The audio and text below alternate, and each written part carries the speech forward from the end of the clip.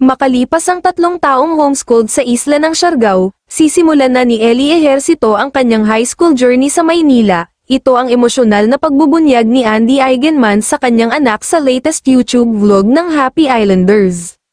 Naging emosyonal ang dating aktres sa naging update, lalo na't mawawali na sa kanya ang isang anak. Ayon kay Andy, maninirahan si Ellie sa ama nito na dati niyang partner na si Jake Ejercito.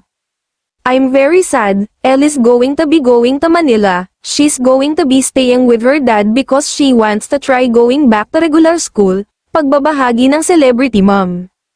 Para sa kaalaman ng marami, si Ellie ay nagsimulang mag-homeschool mula nang magkapandemya, to the power of 9 pero nakaranas naman siya ng face-to-face classes mula noong siya'y preschool hanggang grade 3.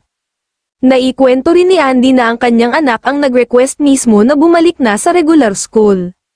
When everything started going back to normal after the pandemic, Ellie craved for a school setup that was more normal for her. "I love homeschooling, it's been my dream since I was still studying," chika niya. Paliwanag pa niya, "I've always thought that a homeschool setup would be a great way for me to learn and for my kids as well."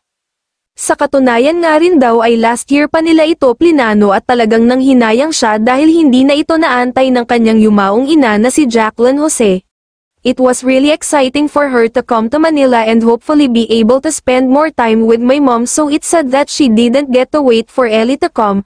Pagbubunyag ng aktres na tuluyan ng naiyak bago matapos ang vlog, mapapanood na hinatid ni Andy kasama ang pamilya si Ellie sa airport.